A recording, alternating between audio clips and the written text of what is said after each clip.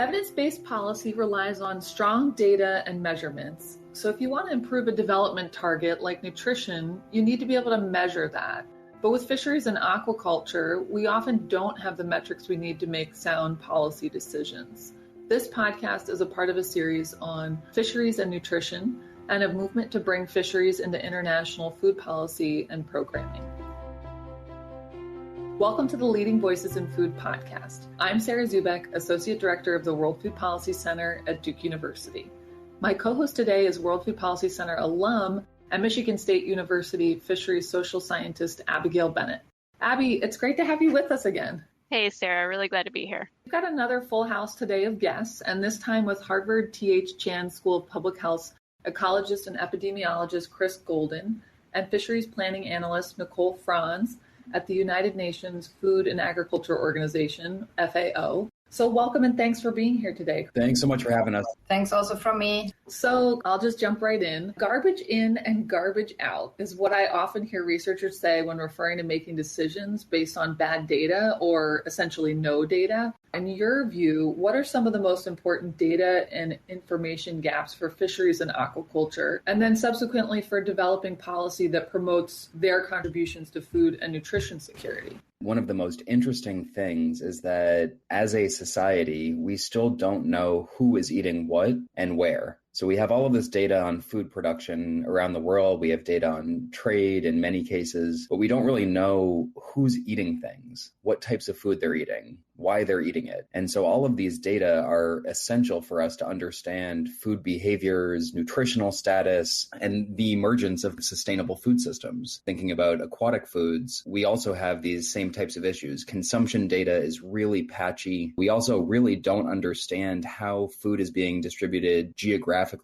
within a nation by socioeconomic status, age group, or gender dynamics. We really struggle to understand how policies that increase aquatic food production or environmental changes that might shock aquatic food production might have downstream effects on people's health. Thanks, Chris. Nicole, I'd love to get your thoughts as well. Chris already pointed out really crucial gaps, so I would just like to complement with two more. And the first relates to the nutritional value of diverse types of aquatic foods. Aquatic foods provide micronutrients and essential fatty acids, but obviously in a very different way between these different products. The nutritional value of a white fish fillet is very different from the nutritional value of a portion of small dried fish that is consumed whole. And this small dried fish, for example, is particularly important as part of the diet of large amounts of people, particularly in Africa, but also in Asia. So better understanding those nutritional values of the different aquatic food products can really make a major difference in ensuring that those who are most in need have access to highly nutritious and aquatic foods. For example, one way to use that knowledge and apply that information is through targeted school feeding programs. A second data and information gap relates to the origin of aquatic food supplies. We often talk about catch, about the production volume, but there's less information currently available on the underlying production system. So who is catching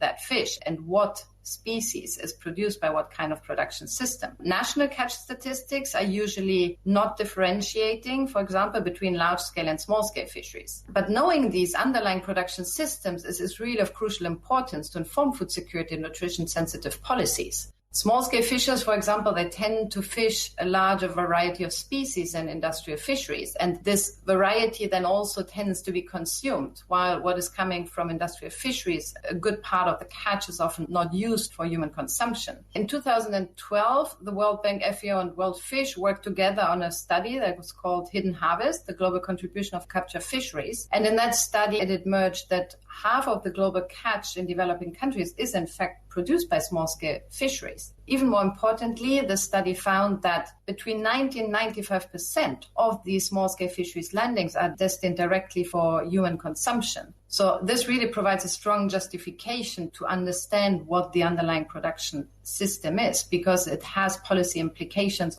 Nicole, I'd like to ask you a little bit more about the Illuminating Hidden Harvest study that you mentioned. And the kinds of data and metrics it uses to understand the contributions of small-scale fisheries, in particular to food and nutrition security. Thanks, Abby. In fact, the Illuminating Hidden Harvest study was inspired by the 2012 Hidden Harvest study. It is expanding the scope to better capture the nutrition and food security aspects in relation to small-scale fisheries. So we're partnering with World Fish and with Duke University for the production of this Illuminating Hidden Harvest study. And this is an attempt to contribute to closing, or maybe at least narrowing, some of the current data and information gaps by providing more evidence on how small-scale fisheries in particular contributes to sustainable development. The methods we have developed consist in data that we collected from 58 countries and territories. We also have submitted a survey that was replied to by over 100 countries. And we are also drawing on existing global databases. So we're combining all of this information in order to better understand that contribution of small-scale fisheries to sustainable development. One of the things we're doing in the nutrition work is building on work that was conducted by Christina Higgs from Lancaster University to model the nutrient content from fish. This is also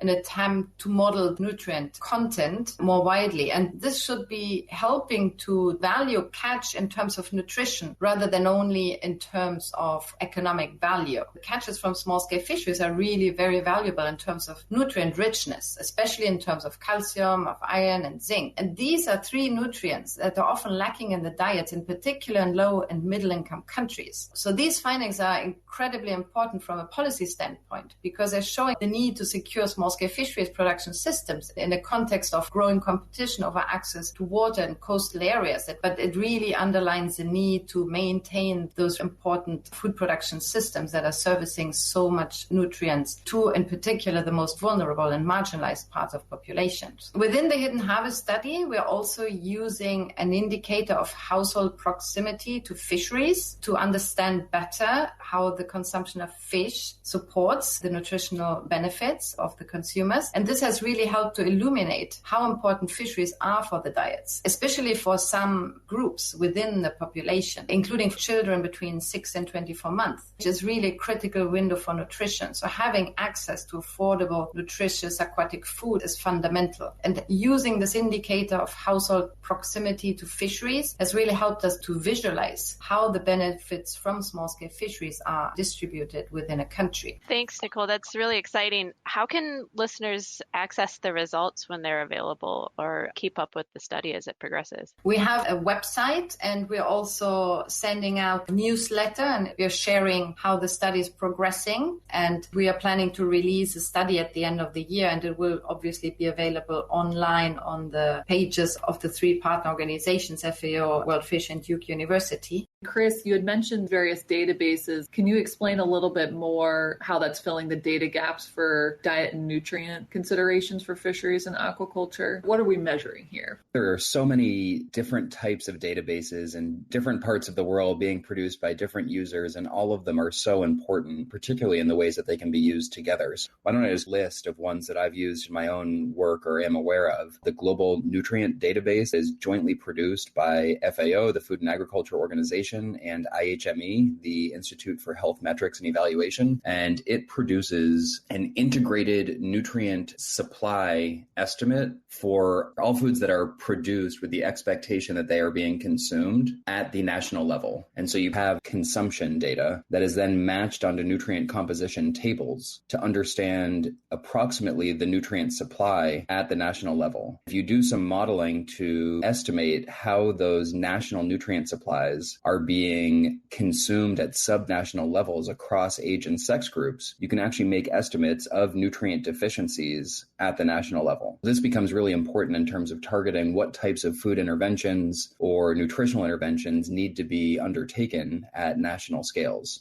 There's also something called the Global Dietary Database based at Tufts University that has aggregated most of the world's 24-hour recall data, considered to be the gold standard for dietary assessment, and has aggregated all data that was conducted in nationally representative ways. I think it's for more than 80 countries to understand how food items are consumed, how they're distributed subnationally, and so the information within that allows us to have an idea of how the Global Nutrient Database might be disaggregated at subnational scales. There's also a database called GENUS, Global Expanded Nutrient Supply Database. This is a unique database in that it is completely open access. It can be found online in the Harvard Dataverse, and it also produces nutrient supply estimates that uses the FAO's food balance sheet data and then assigns nutrient composition data to the food balance sheet data and corrects for ways in which production might actually be translated into consumption. The last thing that I'll mention is that we have recently developed something called the Aquatic Food Composition Database. We noticed how important the diversity of production systems, of species, of the parts of fish that people were consuming, and how little we knew about the nutrient value of those different parts of fish. And we went through a systematic scoping review of all of the data that was available in the peer-reviewed literature. We went through all of the national food composition tables, and we wove that together into one integrated database. And we call it the Aquatic Food Composition Database. And this has more than 3,000 different aquatic food species, inclusive of both plant and animal source foods, an entire suite of different nutrients from iron, zinc, individual fatty acids, protein, vitamin A, vitamin B12, etc. And then also classifies data based on whether it was wild, farmed, what geographical region it was produced in, the part of the fish that is being tested. So whether it's the fillet, the liver, a whole fish, whether it's dried or fresh. So any processing that is involved before the nutrient analysis was done. I think with all of these different methods, all of these different databases, putting together all of these data in disparate parts and these unconnected databases will be incredibly important to understanding how we can create more efficient, more sustainable, and more nutritious food systems.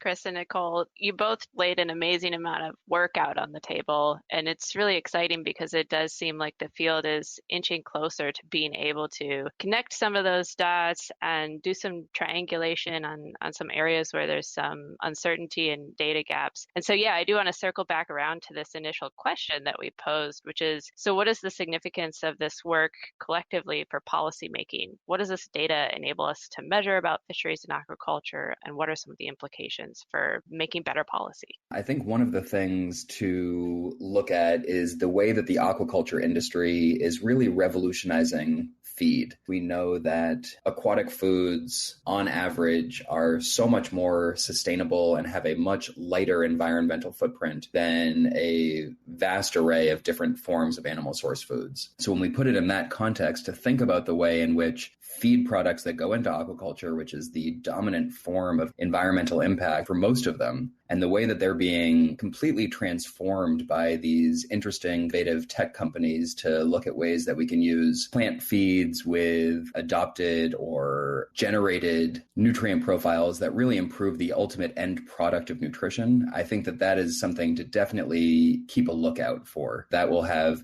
incredible policy impact in terms of developing sustainable food systems. And so one of the things that my team has been looking at is the degree to which fisheries management and specifically marine protected areas could actually serve as a nutritional intervention. Conservation as a process could actually be not only a biodiversity and an environmental intervention, but also a public health intervention. And so the idea that a marine protected area could rehabilitate a fishery, provide spillover and increasing access to seafood to adjacent communities is something that I think is so exciting to really reframe that mentally and then to see if we can actually quantify the benefits of conservation to human health. And Chris, does that serve as even an additional justification for fisheries conservation? Is it useful in that sense as well to kind of reframe these things like that? I think so, absolutely. I think the degree to which we can think of all of these different sectors as serving multiple different purposes of the resource. And so to think of fisheries exclusively in an economic sense really undermines so much of its true value and might lead to mismanagement from a fisheries management standpoint.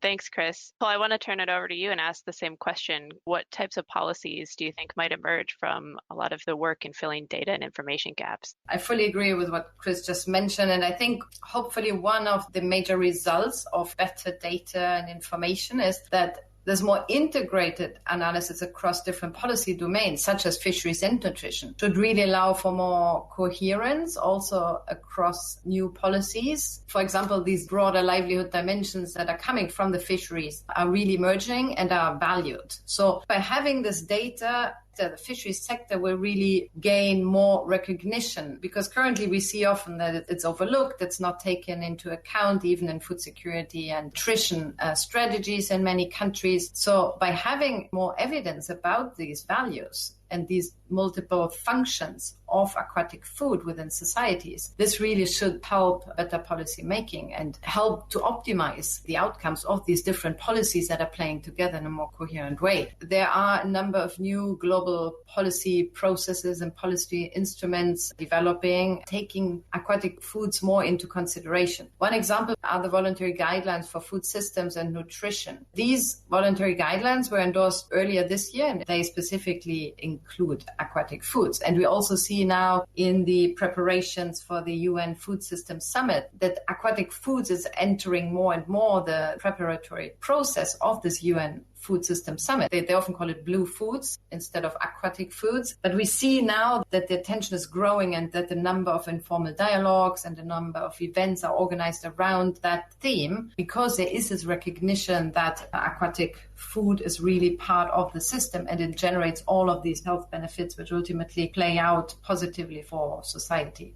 You could just close with one final question. What are you most excited about that's on the horizon for aquatic, or as Nicole said, blue foods? I'm excited about this increasing recognition of aquatic foods beyond the fisheries policy domain. And one example, there's the UN, they just released for the first time a discussion paper specifically on the role of aquatic foods in sustainable healthy diets. And I think that is really quite important. This paper sets out a number of recommendations on how aquatic foods are part of the solution to really building resilient food systems and sustainable healthy diets. There's one recommendation that specifically calls to democratize knowledge, data, and technologies, and to co-create meaningful knowledge and usable innovations. And that recognition of the role of data and information in this report, I think, is quite powerful. And I hope that it will really kick off more work and more attention, and also the possibility to bring together all of the existing knowledge. Chris mentioned before, there's so many databases already out there. There's so much information, but this might be an opportunity to really connect all of these better and build analysis around it that then can really be the evidence base for policy making in the future.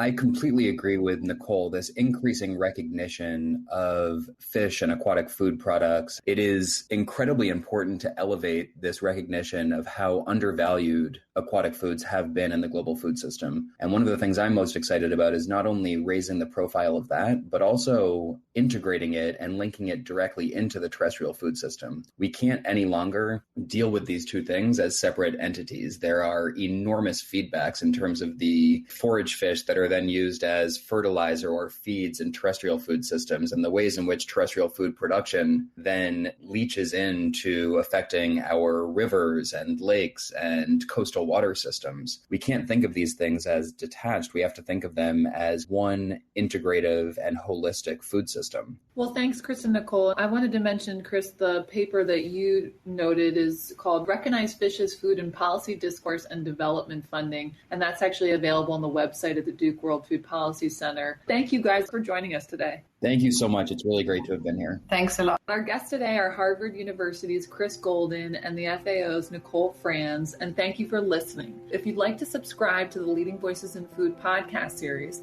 you can find it on Apple Podcasts, Google Podcasts, or your favorite podcast app. Podcasts and transcripts are also available on the website of the Duke World Food Policy Center. This is Sarah Zubek with Abby Bennett.